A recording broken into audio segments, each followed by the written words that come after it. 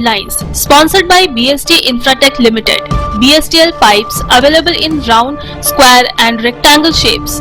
15 वर्षों से लगातार सब जगह फिट, हर जगह hit. For trade inquiry, contact 8338000045, 03322623914, 03322623915.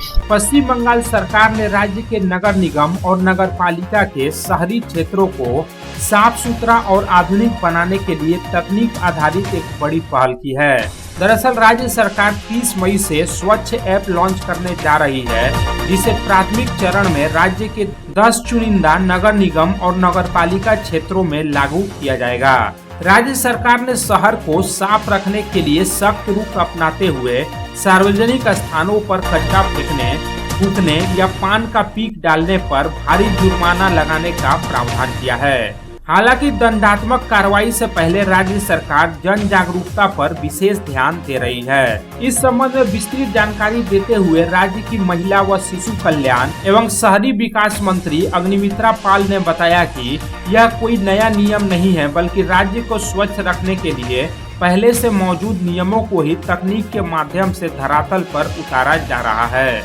राज्य में सत्ता परिवर्तन के बाद आसनसोल के बरनपुर स्थित सेल के इस्को स्टील प्लांट द्वारा अपनी जमीनों पर किए गए अवैध अतिक्रमण को हटाने का अभियान तेज कर दिया गया है।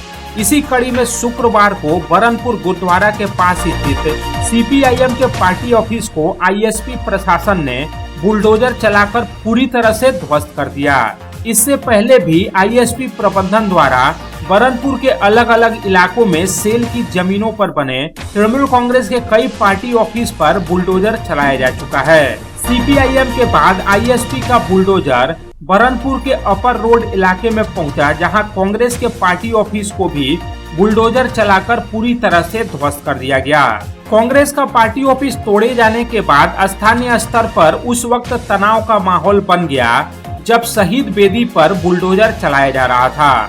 कांग्रेस कार्यकर्ताओं ने इसका कड़ा विरोध जताया, जिसकी वजह से शहीद बेदी पर बुलडोजर की कार्रवाई फिलहाल के लिए रोक दी गई।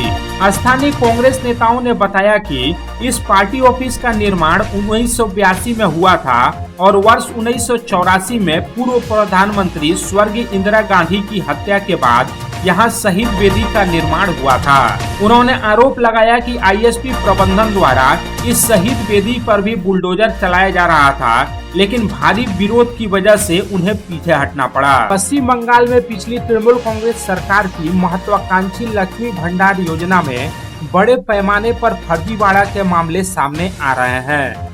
भले ही लक्ष्मी भंडार योजना सिर्फ महिलाओं के लिए शुरू की गई थी, लेकिन इसका लाभ पुरुषों द्वारा उठाने का गंभीर मामला सामने आया है। राज्य के मुख्यमंत्री शुभेंदु अधिकारी ने खुद इस मामले का खुलासा किया था कि किस तरह से कुछ पुरुष फर्जी तरीके से लक्ष्मी भंडार योजना का लाभ ले रहे हैं। शुक्रवार को आसनसोल शिल्पांचल के विभिन्न इलाकों में हुई तेज बारिश ने एक तरफ जहां गर्मी से राहत दी है, वहीं दूसरी तरफ कई इलाके जलमग्न हो गए हैं। खास तौर पर आसनसोल शहर के हॉटन रोड समेत अन्य इलाकों में जल जमाव की स्थिति देखी गई। बारिश के कारण हॉटन रोड के पास सड़क पर हुए जल जमाव के कारण स्थानीय लोगों के साथ साथ राहगीरों को भी यातायात करने में काफी परेशानियों का सामना करना पड़ा। बारिश थमते ही हॉटन रोड की मुख्य सड़क पर घुटनों भर पानी भर गया, जिससे यातायात व्यवस्था पर भी असर पड़ा। स्थानीय लोगों का आरोप है कि उचित ड्रेनेज सिस्टम न होने के कारण प्रत्येक साल हल्की बारिश होने पर भी यह इलाका जलमग्न हो जाता है। पूर्व बर्धमान जिले के मेमारी इलाके के सदगछिया में इंडियन बैंक ने एक बड़ी कानूनी कार्रवाई करते हुए लोन न चुकाने वाले डिफॉल्टरों का मकान अपने कब्जे में लेकर सील कर दिया। इंडियन बैंक के तरफ से दी गई जानकारी के अनुसार सुब्रतो दे, मौसमी दे और सौम्य दे ने वर्ष 2014 में इंडियन बैंक की सदगछिया ब्रांच से लगभग 22 लाख रुपए का लोन लिया था। यह लोन वर्ष 2021 में गैर निष्पादित संपत्ति अर्थात NPA घोषित हो गया था, जिसके बाद बैंक ने बकाया लोन राशि की वसूली के लिए कानूनी प्रक्रिया शुरू की। शुरू হলো অন্নপূর্ণা যোজনার ফর্ম ফিলআপ।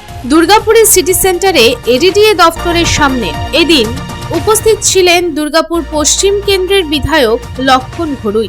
দুর্গাপুর শহরের নানান কেন্দ্রে আগামীষ্ট দপ্তরের মন্ত্রীর ঘোষণার পর দুর্গাপুর জুড়েই শুরু হয়ে গিয়েছে অন্নপূর্ণা যোজনার ফর্ম ফিলআপের কাজ। এই প্রকল্পের মূল লক্ষ্য এলাকার কোনো দরিদ্র মানুষ যেন এই সরকারি সুবিধা থেকে বঞ্চিত না হন। মুখ্যমন্ত্রী এই প্রকল্পের জন্য মোট 90 দিনের সময়সীমা ধার্য করেছেন, যাতে প্রতিটি মানুষ ফর্ম তোলার ও তা জমা দেওয়ার পর্যাপ্ত সুযোগ পান।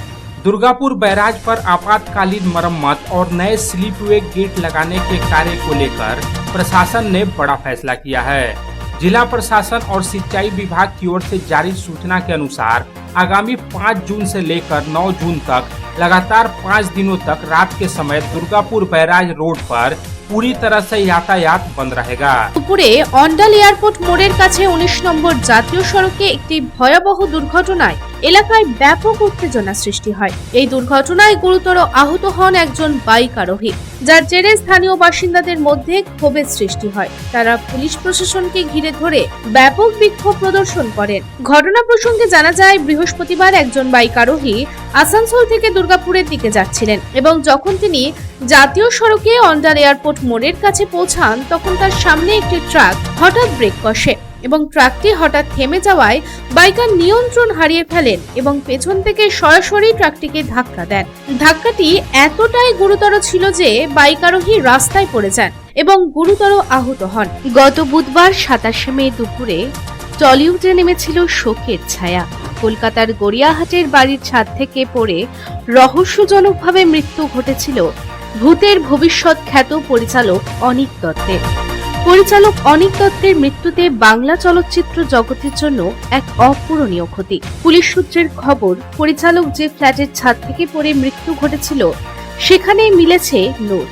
সেখানে লেখা ছিল, আমার মৃত্যুর জন্য কেউ দায়ী নয়। এর থেকে সন্দেহ ঘনীভূত হয়েছে। তাহলে কি নিজেকে শেষ করে দেওয়ার সিদ্ধান্ত ছিল খোদ পরিচালকেরই? এই দুঃসংবাদে বাকরুদ্ধ বাংলা ফিল্ম ইন্ডাস্ট্রি। শুক্রবার সকালে নন্দনে নিয়ে আসা হয় পরিচালক অনিক দত্তের নিথর দেহ। Lines sponsored by BST Infratech Limited. BSTL pipes available in round, square and rectangle shapes. 15 वर्षों से लगातार सब जगह फिट, हर जगह hit. For trade inquiry, contact 8337800045, 03322623914, 03322623915.